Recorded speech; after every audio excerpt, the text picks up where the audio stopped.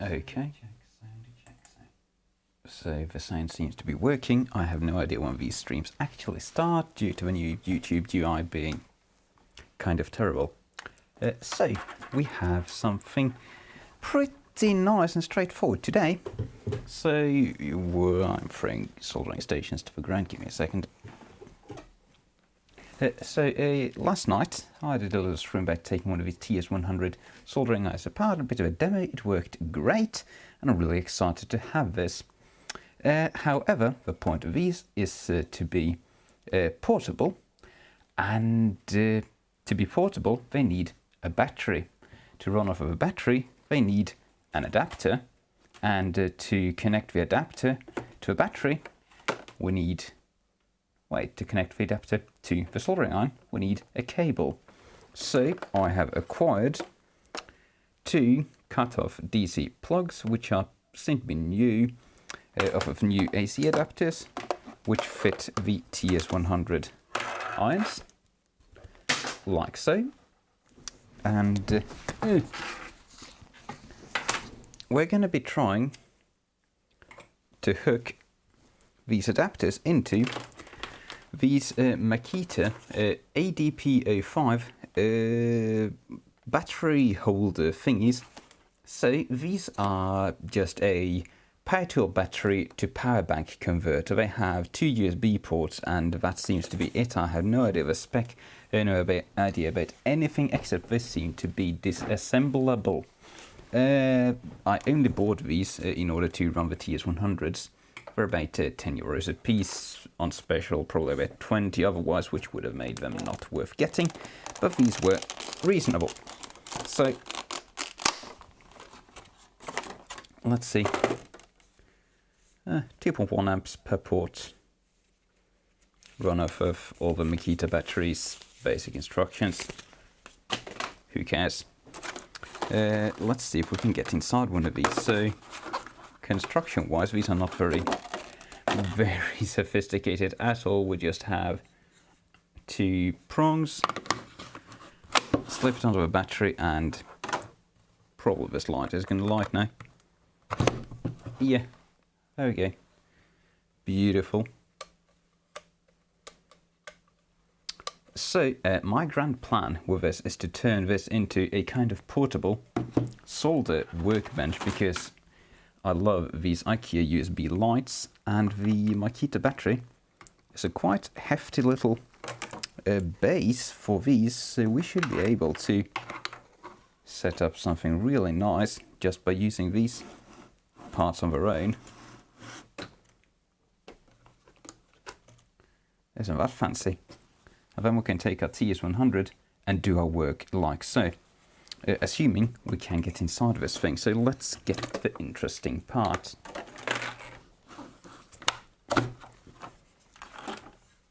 So they are held together with two Phillips 2 screws, it seems. We're also going to get a bit of a teardown of this, just to see what the DC-DC buck converter looks like, in case of a fire hazard.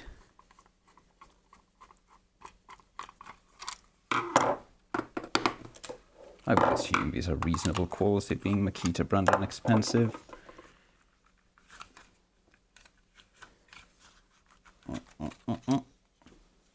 There we go. Fancy plastic moulding. Look for detail on that. Jeez. For such a simple little device.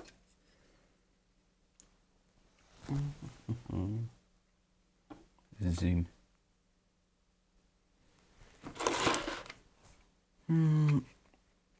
So the rubber thing pops off.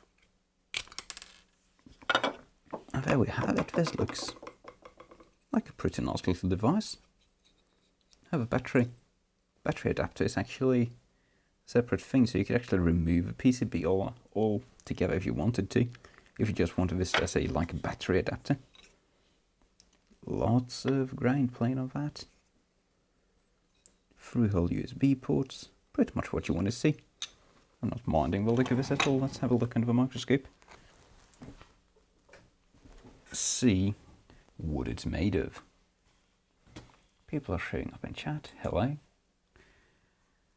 we are going, if you just joined, we are taking a look at the inside of a Makita ADP5 USB port thing for power tools. You can see our top camera, ADP5 USB port power tool adapter thing. So let's just see if we can spot any obvious pieces here. So that is a 0K equals Q2F thing. Hand soldered USB ports, definitely. That's a DS1522 S1840. No idea what that is. So another 0K equals Q2F there. So they seem to be in series with the power output of a USB port. So I would imagine their power off a device's overload or something. Curiously, the data pins of a USB port run after all of this stuff. Wonder what the D1522 is. Perhaps some kind of charging IC communicatory thing. I have no idea. So I'm guessing this is going to be our main buck converter IC. It's labeled AGCJ. AGCJ. Let's say Alpha Golf Charlie Juliet. And what's all this stuff? Is this the switching circuitry?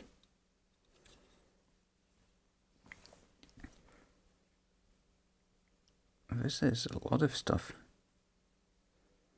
That seems to be common. I would imagine this is like a very integrated switch mode driver thing. Yeah, the chokes are definitely running straight to the AGCJ chips. So I'm not sure what this is. Perhaps some kind of switching thing to enable it to take both the 12 volt and the 18 volt batteries. I'm not sure. This is a WH74. Transistors are 03 equals 55Q. This is a B9GX. This is an A8C and an L7. Yeah. Also a small fuse there, which could be the reason some of these die. If you ever get your hands on one of these that have died. There's too much going on. I don't mind this. It looks fine.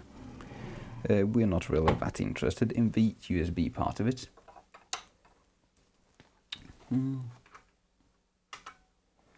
We are interested in getting a wire out of a case and where we're best to do that.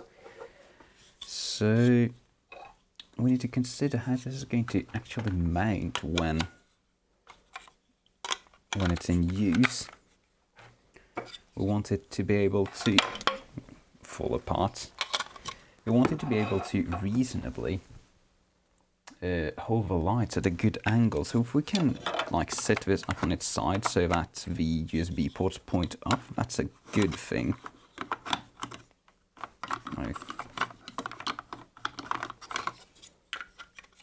Come together. So is it possible to set this like so? Kind of, but it's not very stable. Although if we... that is not the optimum way of mounting this at all. But it is possible, and then the IKEA light could come to a really nice trajectory out of that. And in this direction it seems reasonably stable. But yeah, not really good. Edward Hartman says, did I see a tiny fuse coming off of a battery pad? Yes, you did. So, you don't want to overload these too hard.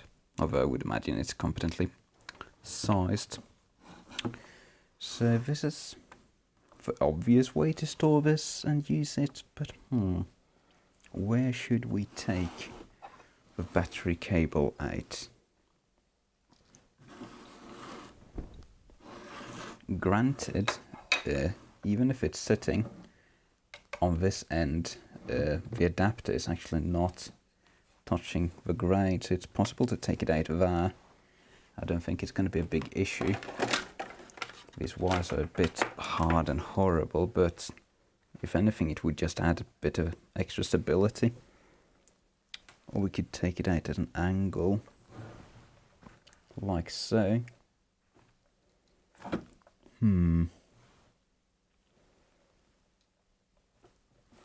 Is it possible to get it? These are really intricately molded inside as well, so it's going to be a bit tricky to actually write this in a way that makes sense. Now, the belt clip is obviously never going to be used for these, so we don't really need to consider that in our designs. In you go. And given the placement of these battery terminals, which we want to hook up onto, I don't want to use the power switch because that's probably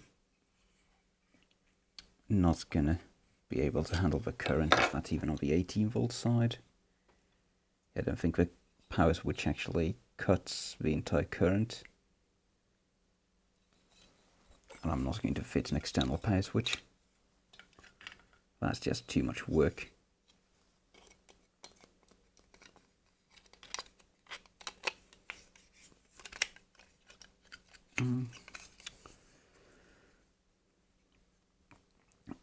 I think our best bet might be to just take the wire out kind of here, like in the middle of it.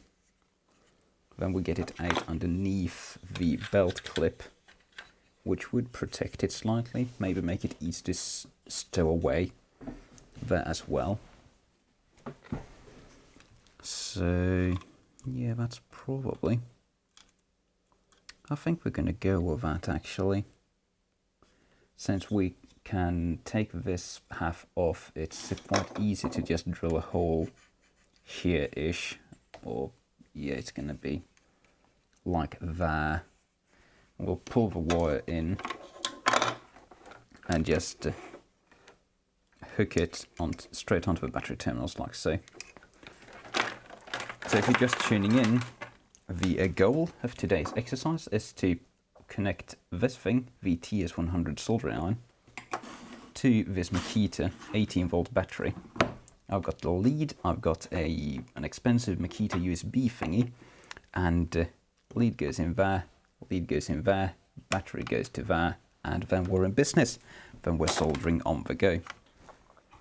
So yeah, let's just get a drill over here and see what we need to do.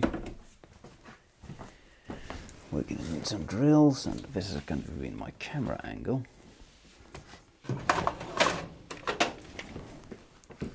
How big of a hole do we need?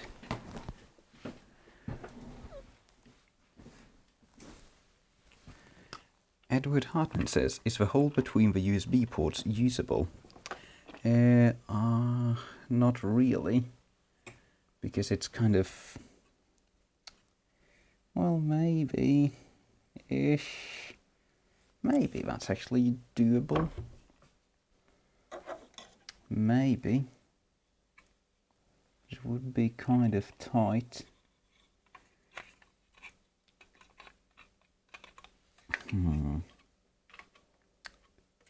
A hole between the USB, I didn't think about that actually. We certainly could fit something through that. I wonder why there's even a hole there. What's...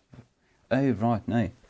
That's for the rubber thingy, of course, and I know the rubber thingy is nice enough since it's going to get tossed around. Probably want to have that there, so...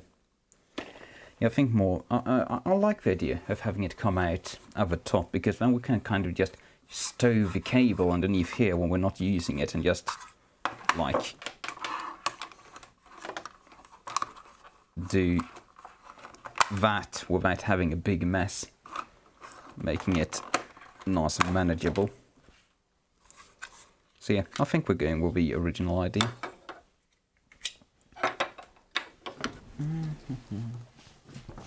Let's get some wood.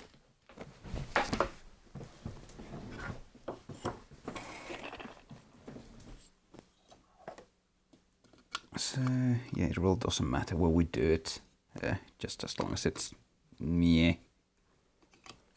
We want it to be as far in this direction as possible, though, so it goes as far into the belt clip as possible.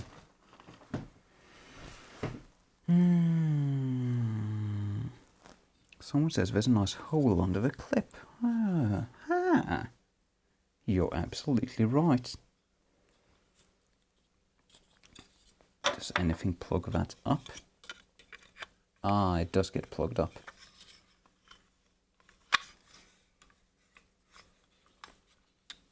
It does get plugged up by the clip. I don't think we're going to be using any prefab holes. And I still really like my idea. I really like my idea. We're just going to make a hole there-ish. We will make... Let's start by making this one. Since I've already stripped the cable. So this is about that.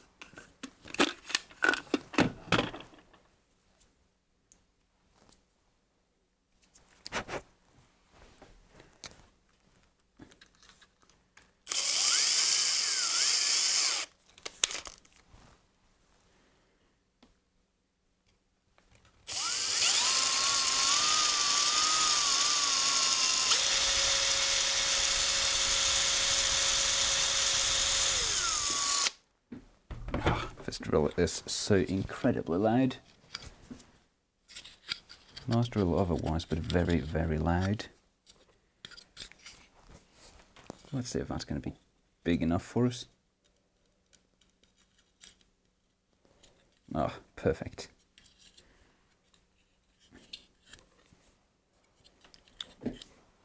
Now the question is how much care do we need to take to insulate our battery leads. We probably want to cut them really, really short so that we're not shorting out anything on the board.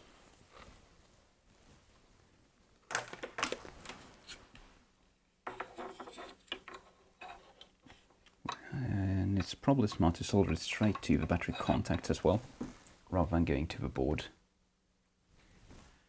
Since the soldering iron does use a fair bit of current running. So we're going to do it like so-ish.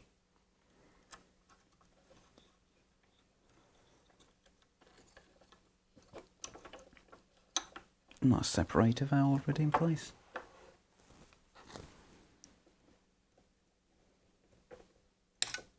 Spring.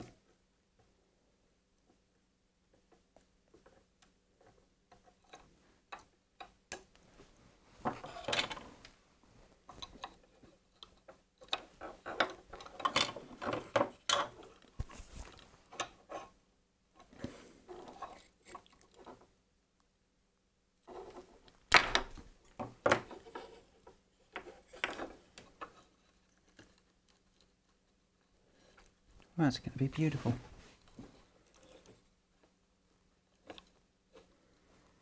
I don't think I'm going to take any particular care to mechanically reinforce this, except for maybe a bit of glue. We'll just kind of poke it on there, and I think it'll be fine. Probably want to suck off some of the lead-free solder there, though, or it's going to be all annoying. If we can access it with a cow, I don't think we can. Nah, that ain't happening. That ain't happening.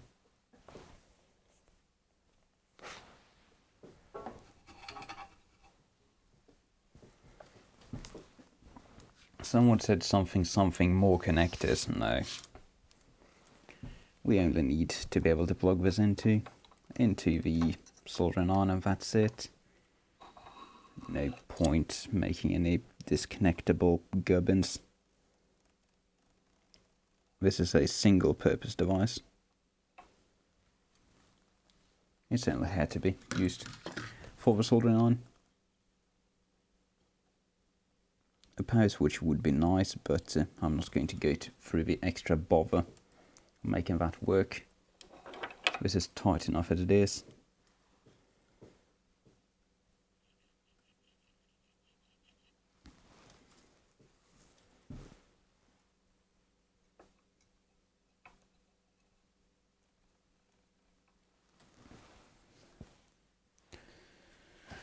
A bit of flux on that.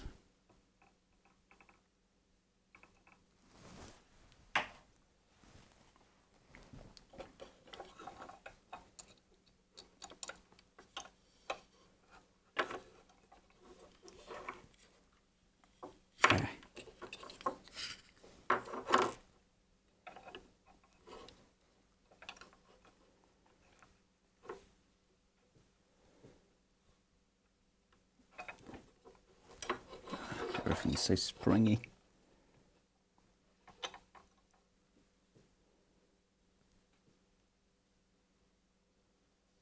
No, stop turning away, you stupid thing.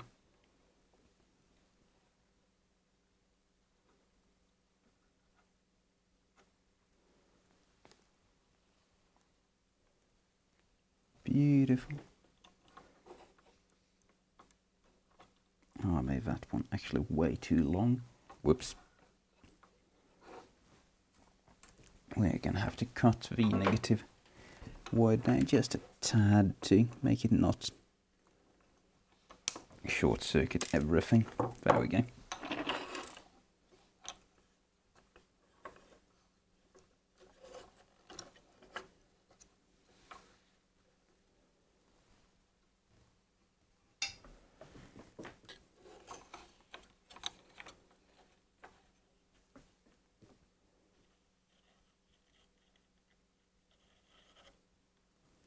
That's horrible actually, but it'll be good enough. Oh, you didn't even see it. So the wire is actually not actually really touching the metal, but I think it's going to be fine anyway. Let's get some tape down onto the board so that it doesn't short if it gets a bit worn out with time. Bring out the big Kapton tape.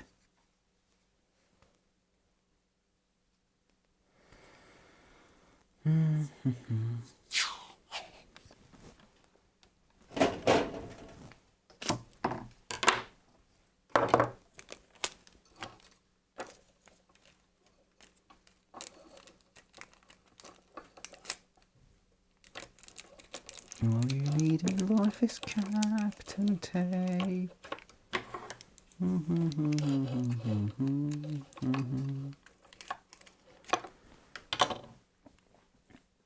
I believe in Kapton tape.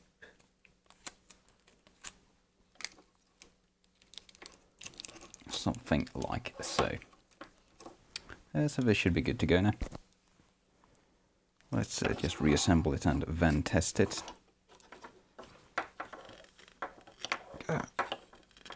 Okay. And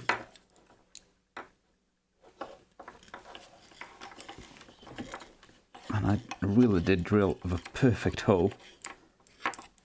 This hole was made for me.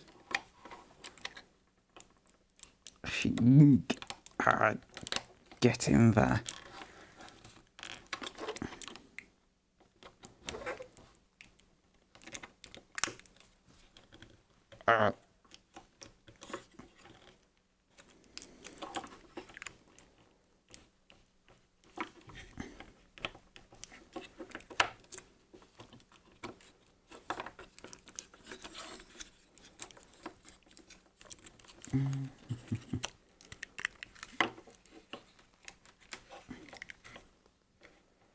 Okay, that ought to do it.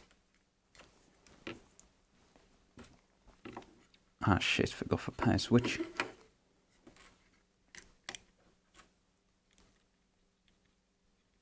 Power switch for only the USB ports.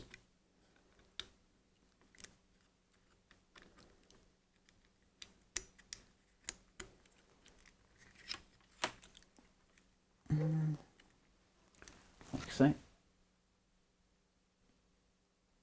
Exposure, please.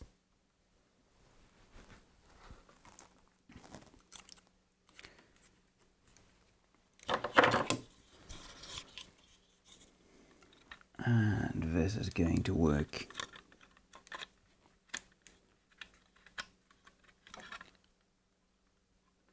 How well? Actually, the rubber thing. The rubber thing, we can't forget the rubber. The rubber that's full of hair from the factory. This is genuine Chinese factory workers' hair, probably full of diseases. This rubber piece is not symmetrical. It goes this way.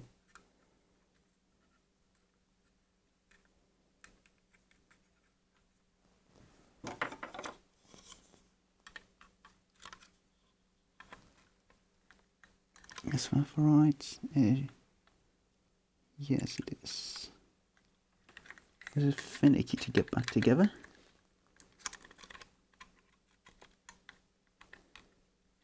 Come on. What's giving me issues? Oh, I'm doing it wrong. That's what's giving me issues.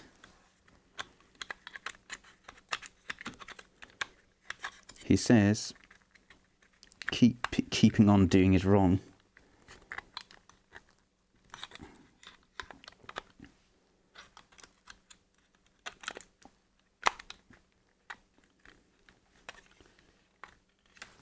Okay, this just gets really difficult somehow. What am I doing wrong? What am I doing wrong here? I got it in on one side, it shouldn't be difficult getting it in on the other. It has to fit in that track in there.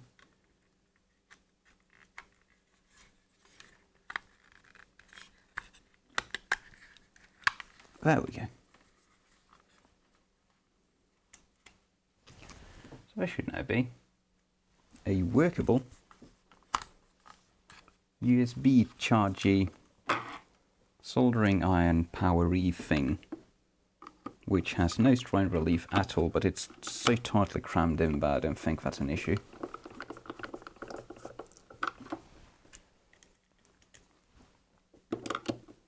I'm so confident in this, I'm going to bolt it together without even trying it first.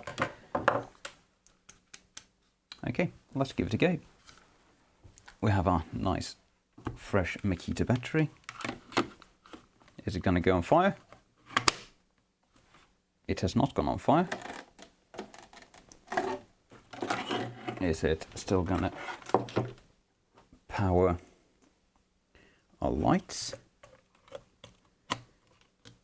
It is still going to power our lights.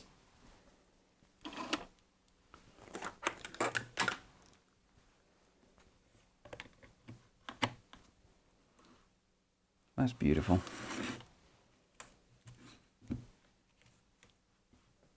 So this is a super duper solder workbench. Is it going to balance? Counterweights. Yeah.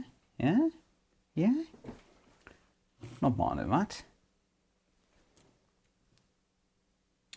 Now let's see if the main attraction is right. Let's verify the polarity before we hook it up to our relatively expensive Chinese thing.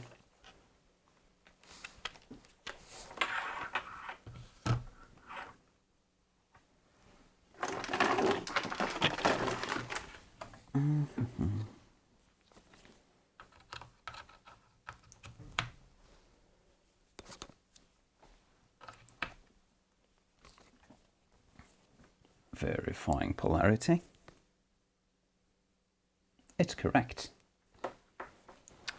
So this should now be a beautiful, workable soldering rig. Oh yes. Oh yes.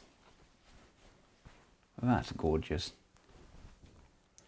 That is absolutely gorgeous. We can take any dangerous Chinese thing we want out in the fields and gob solder on it all day long. Heating up.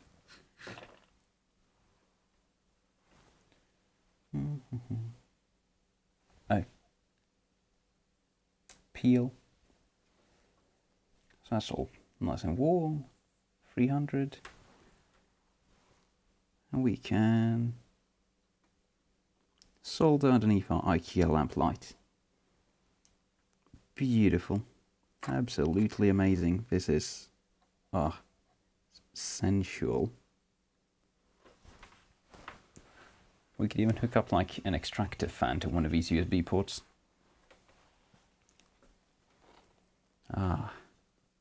So good. Kind of wish I had a power switch on it, but not gonna happen. Let's make another one. Since I have 2 of these irons, I need 2 of the power supplies.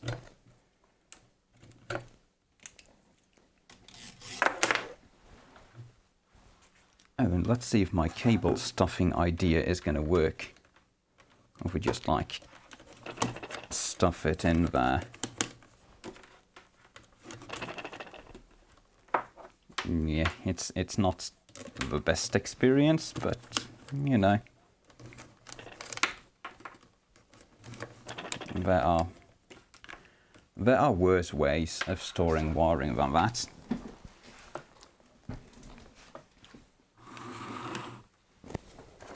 So let's unbox the next one then.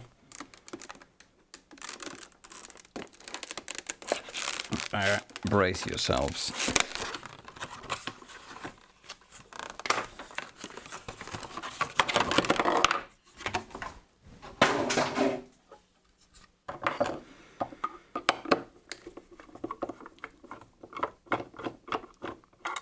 So now that we have our TS100 power supply, we are certainly going to be using our TS100 to assemble our next TS100 power adapter. Out you come. Jesus Christ.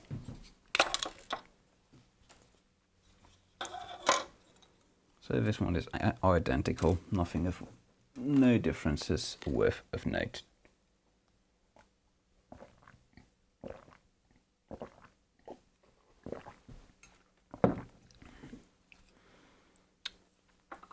So we're just gonna strip out different cable. Now this is not the same cable, so we're probably gonna have to get a different drill for this. Let's have a look. It's pretty much the same dimension. Not the same cable area though. Oh yeah, these actually have no fuses or overcurrent protection, so if you like go and pinch or cut this wire, there's just going to be a shit ton of fire coming out of it. Until the battery overcurrent protection kicks in, but these are so thin wires that that's not going to happen, so you're just going to make a bunch of fire. So you better not ruin these. Like if you're making one of these and you're going to copy me, add a fuse. I've just got such big balls that I don't need one. I'm the guy who fixes things, not the guy who breaks things. But on a serious note, I actually am incredibly delicate with everything I own and use.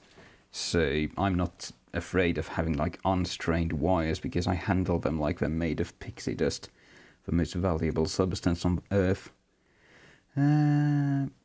So yeah, we are going to drill another hole right there because I like the layout of the other one.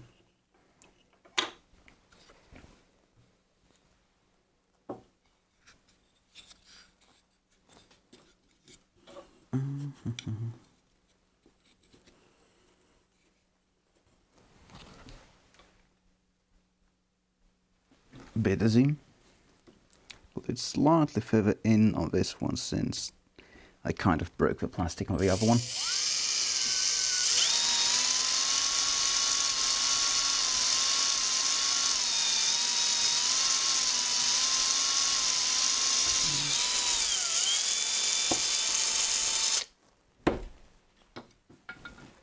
very tough plastic.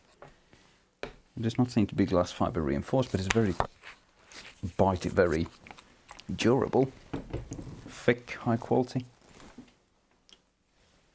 As you would expect for such a relatively expensive product.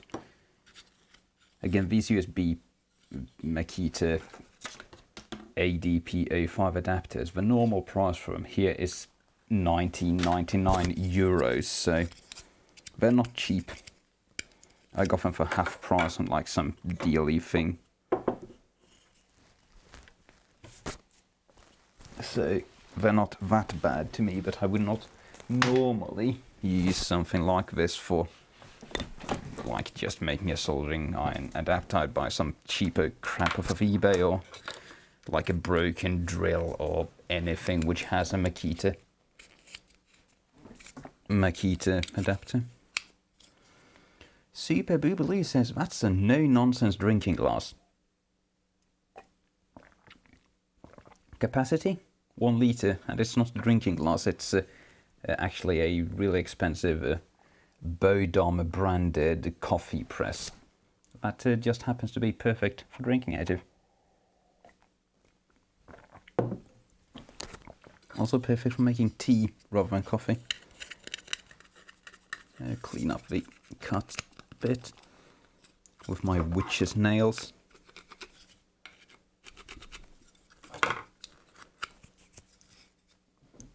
This is fiddling around like that is something you should not do on glass fiber reinforced plastic, by the way, because that's going to be a world of pain. Rightio. Let's thread the other cable through. Right, that is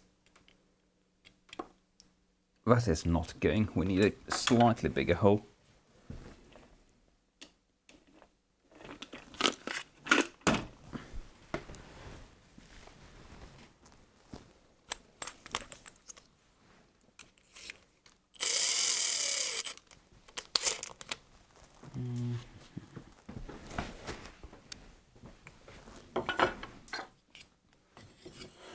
Slightly bigger hole.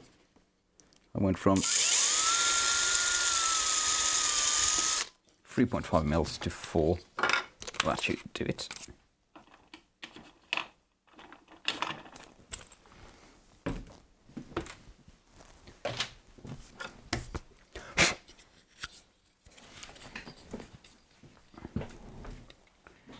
Edward Hartman says, I don't get it. How exactly people manage to treat their stuff so badly that so horribly as to break cables attached to them.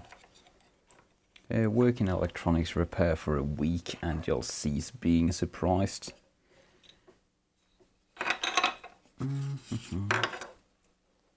People just don't understand that wiring is delicate, that devices are delicate. Let's zoom you guys in. Yeah. No, focus, please. Focus. Good boy. So I want to strip this like me.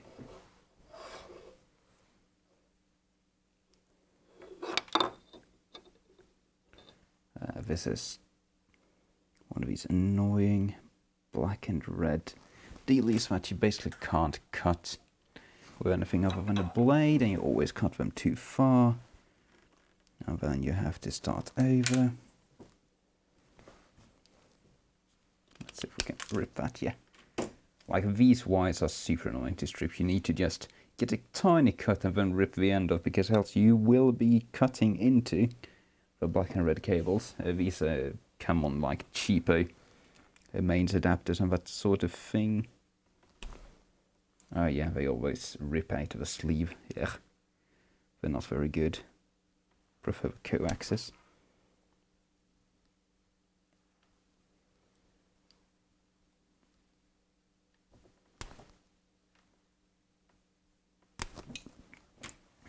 They do work. Not a huge amount of copper in this one. Thankfully, we're just drawing like an average of maybe 2 amps, so it's not too bad. I think it's gonna be able to handle a little soldering iron. And yeah, since the wire's got a bit ripped out, this actually stripped way too far now. Ugh, blech. Let's just solder it in the wrong direction and fold it over to just get some slack there. Oh yeah, we were going to use a TS100 station for assembling our TS100. So let's assemble. Let's assemble and try this out.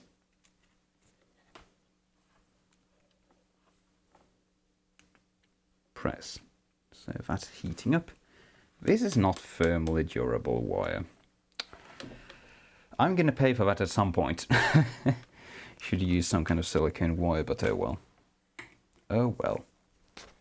We'll leave that heating, and we will get the lights. Where are the lights? There the lights are.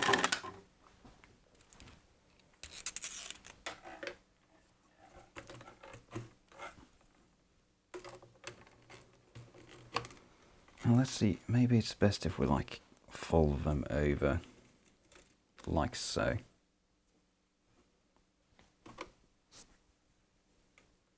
Or maybe go from the side, yeah? From the side, that's going to be that side.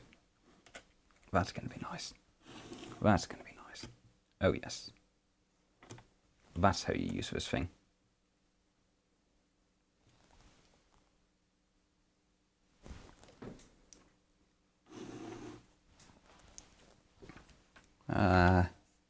This wire is so stiff it's making the TS100 rotate all over the place. And it wants to flip on its back and burn everything.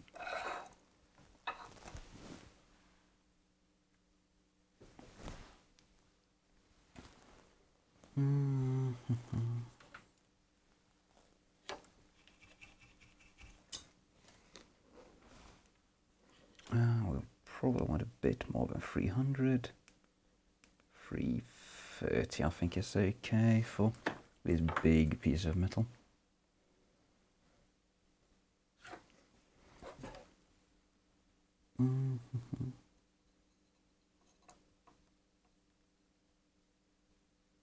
So we'll just add a shit ton of solder, so we have enough to go around.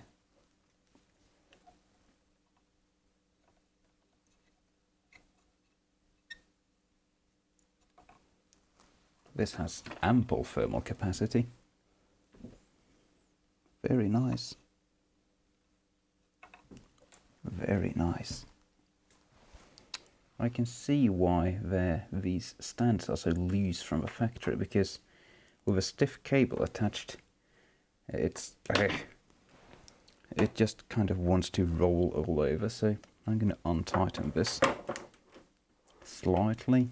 It needs to be able to rotate, or the soldering iron just goes everywhere. There's no way this could go wrong.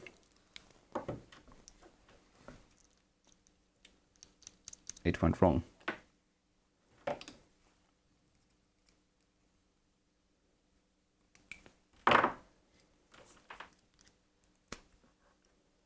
That's slightly loose, better than it was.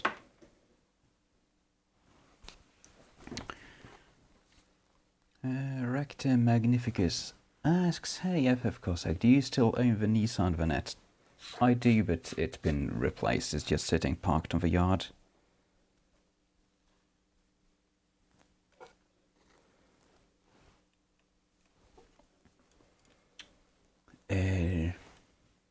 Well, my third hand, this wire is so stiff. It wants to go everywhere. Tin V's.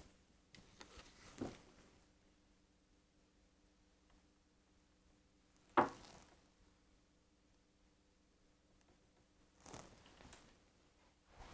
really need to loosen this stand up so it can sit at any angle.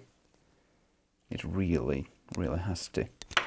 Ouch, that's solder on my skin.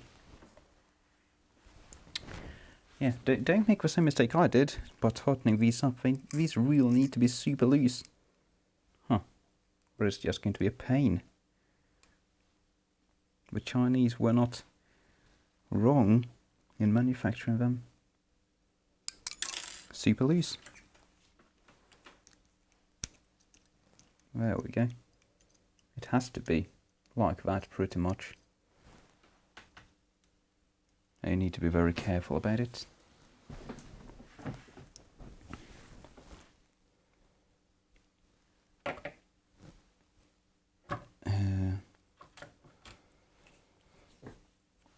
Rector Magnificus asks, when are you going on a trip again? I don't know. I don't really have time for travel. I am a very busy dog right now. So much stuff going on everywhere. So much work. So many industries that need my help. Well,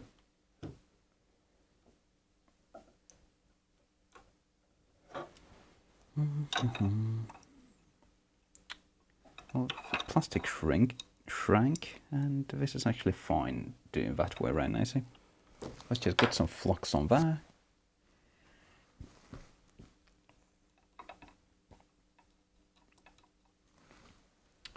Journey Jacob is asking, what voltage are these batteries? They are 18 volt lithiums, so 5 series cells. They're about 21 volts fully charged, down to maybe 16 discharged, something like that.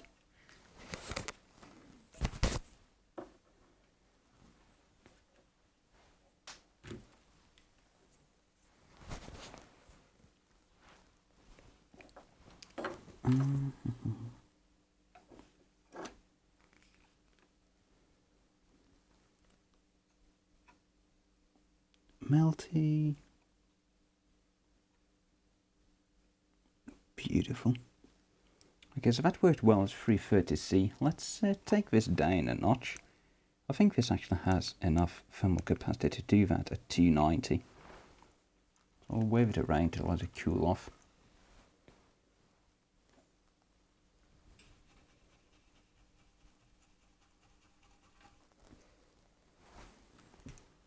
So we are at 290. It thinks it's stabilized. Let's see if it can do this. I think it actually might.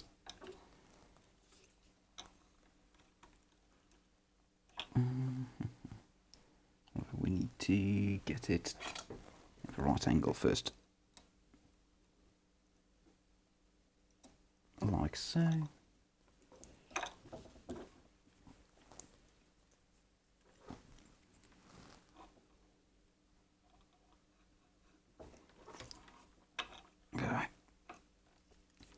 Let's see if it'll do it at 290. It's melting it easily. Oh, that's beautiful. That's lovely. That's absolutely stuck in place. It heated the tip up. Perfect. Absolutely perfect.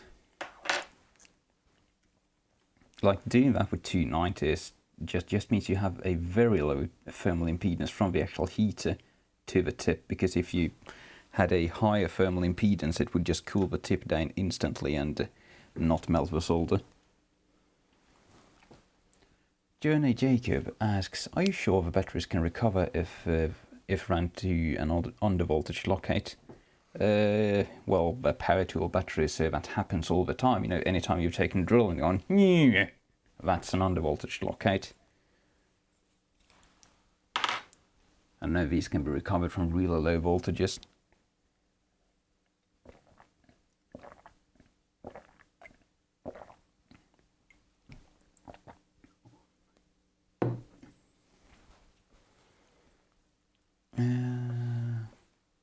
We need Kapton tape. And oh yeah, we don't need to have a soldering iron on anymore, so we'll just disconnect that.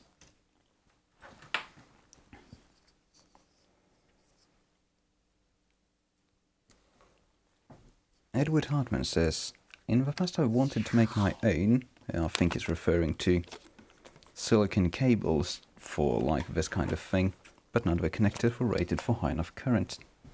The 2.5mm center plug DC barrel jack should be able to handle up to 2.5 amps, I do think.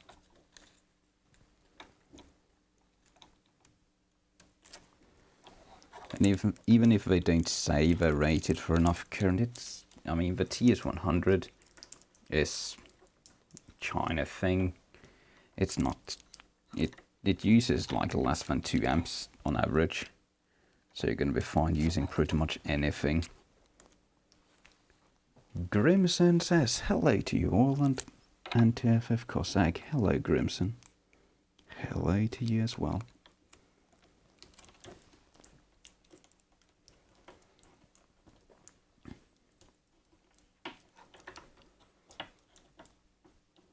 Jenny Jacob says, the drill is brushless, so it has its own protection circuitry. These power tool batteries have undervoltage lockouts, which are recoverable, trust me.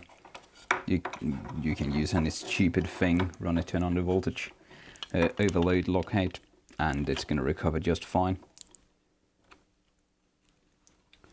So let's get this back in place.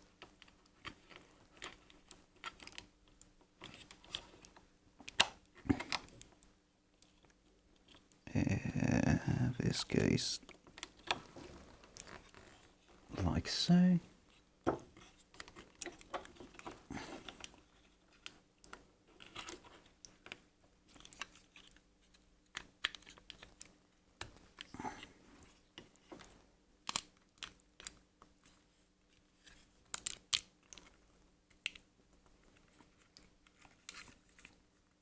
Beautiful. I like having the little bend on the wire like that, because that actually acts as a strain relief. That's quite securely in there, just because the wire does not want to bend tightly enough to get pulled out. S12BN122 says, hi, hello S12, you're almost too late. We are almost done here. Where? Ah, shit, I forgot the power switch again. Silly me.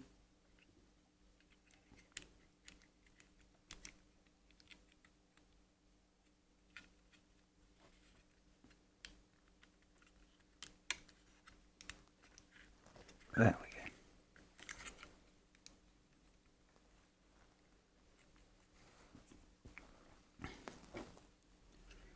So let's just see if we can do a better job at getting the condom in there, which is still asymmetrical. And the other side of the plastic.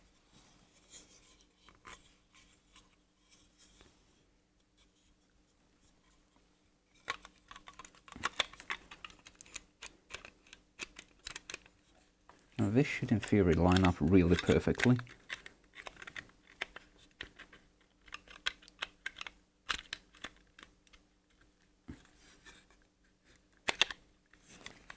But in practice it does not. It's just super annoying. It has to go in that little slotty there.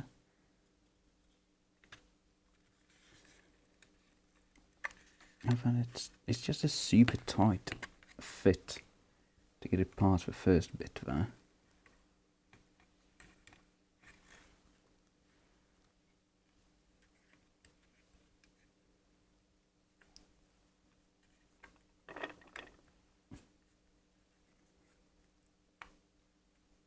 Is that asymmetrical enough? I don't know. Don't care. If my rubber thing is wrong, I don't really give a toss.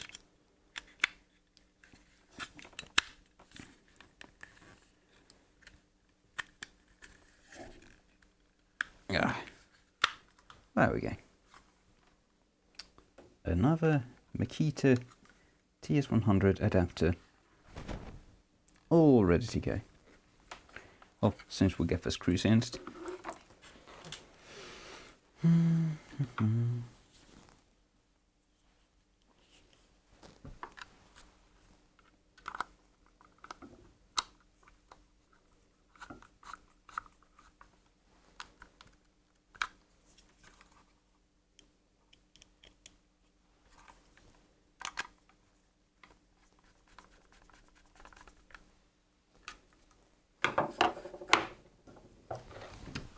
Let's verify that it works.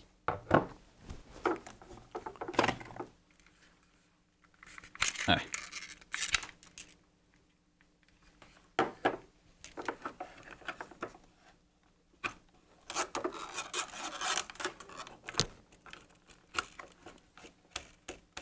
Let's see if there's smoke.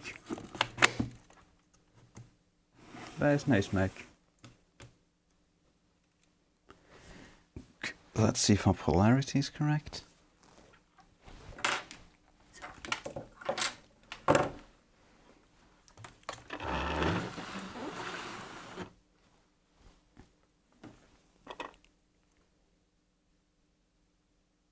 Yes, it is.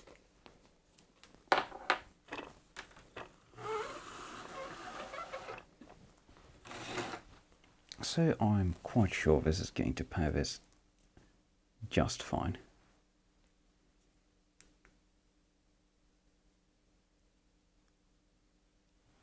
And it's heating up and not going on fire. Now we're ready to solder in just a second. There we go. Ready to go once more. On our battery powered soldering workbench. Oh, this is beautiful.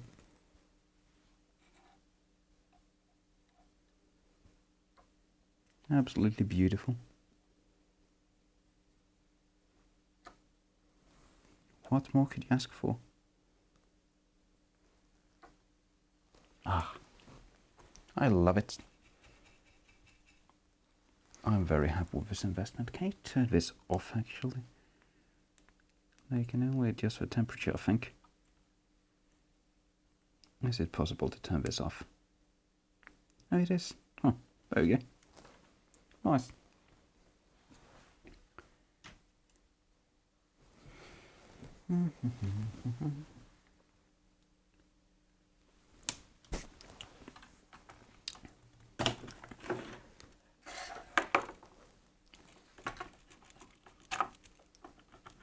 So let's see.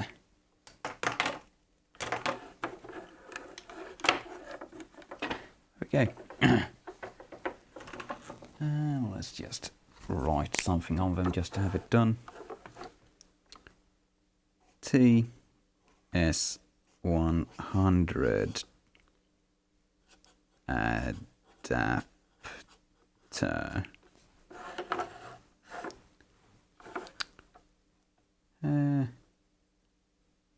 2 amps. No fuse. Happy smiley face.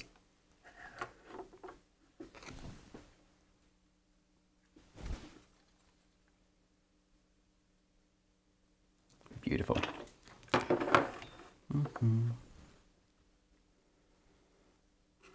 TS100 adapter 2 amps, no fuse. Exclamation point on that one.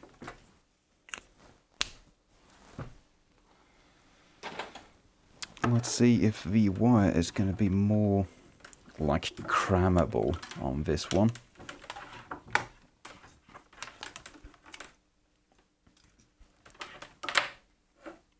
Because being able to store this wire is an important part of this product. Maybe I can just like do this.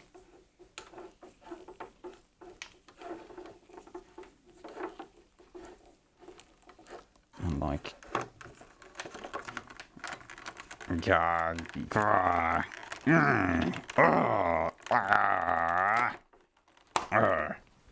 yes, storable.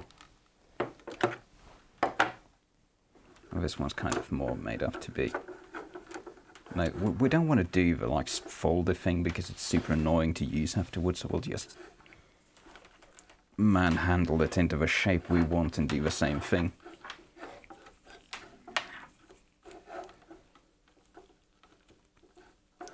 Oh, this wire is so hard.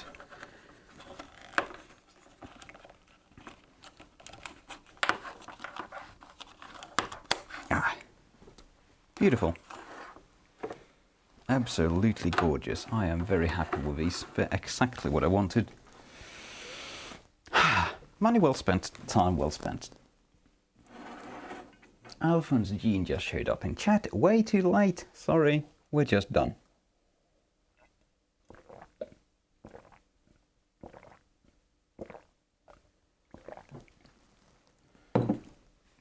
Now, as a bit of a bonus, since I brought it out, I can show you a horrible Chinese thing that I took apart recently just to recycle it. So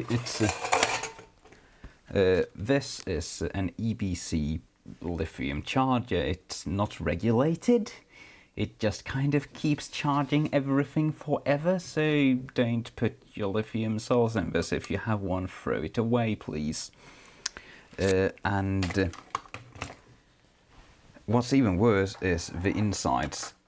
If we have a look at the primary secondary isolation on this. So these two tabs are the primary side connectors. They go to the American power plug on the back. So these are spring loaded, and when you flick the plug out, they just kind of spring like that.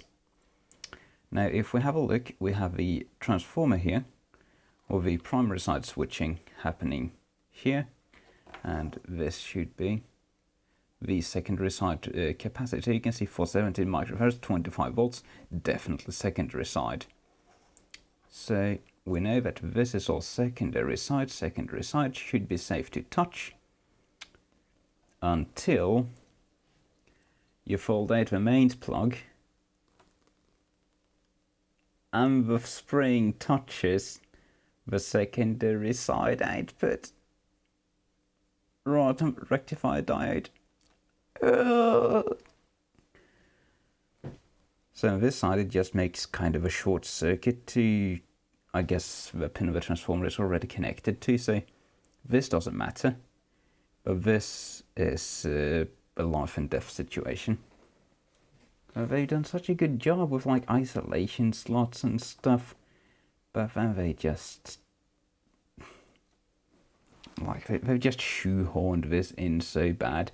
If they had like removed this entire trace and all of this and just had like a mains power connector here, it would probably have been fine. But they had to turn it into a danger to your health by incorporating the springy contact. Now it no longer has any primary or secondary sides to consider. Let's also take the transformer to bits just while we're at it, since I just broke it in two. It's never gonna do any more switch mode power supplying again, and see just how bad that is as well.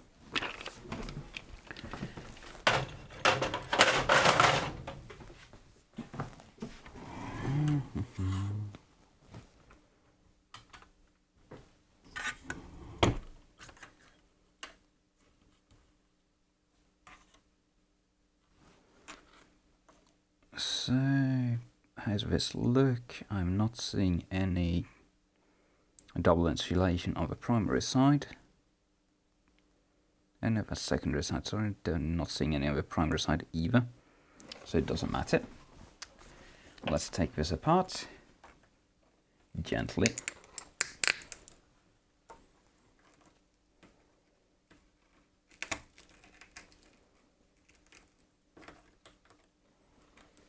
Microscopic transformer mutilation.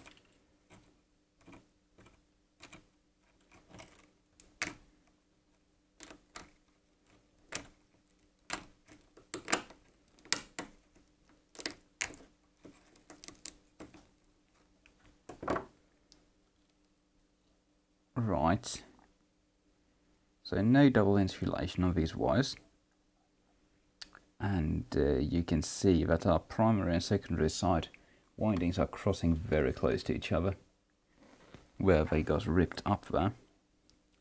So these guys are primary side windings, but are just kind of crossing out of the core to go to the connectors, and these just kind of ran underneath the entire thing, because you can see the primary side windings are the inner layer here, they're closest to the core.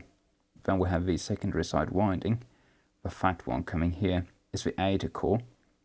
So in order to get out from the center, you need these primary side windings to cross over the secondary side, which is not double isolated.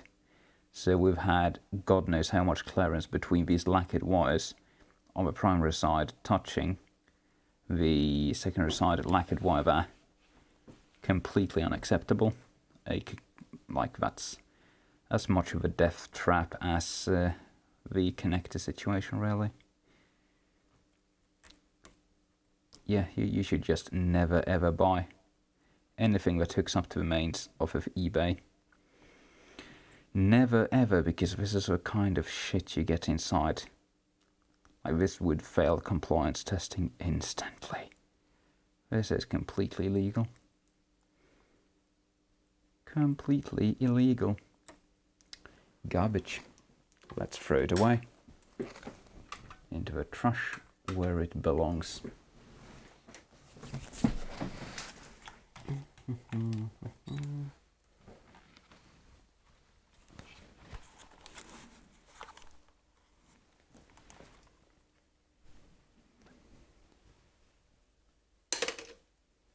And the other half as well.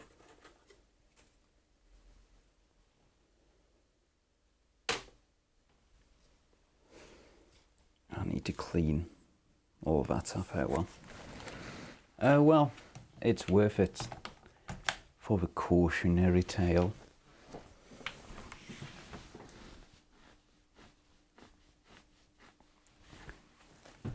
Edward Hartman comments, so best case, it catches the battery on fire, then electrocutes you, then you try to pull the flaming battery out of it.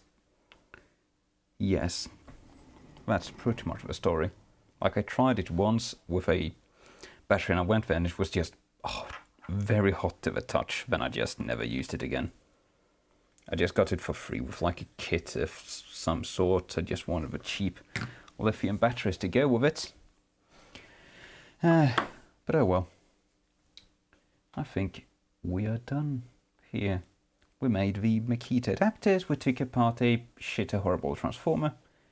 So I'm going to have to thank you guys for watching and sit around here and be confused about when the stream actually ends. I should probably check that out on the recordings sometime. But yeah, goodbye.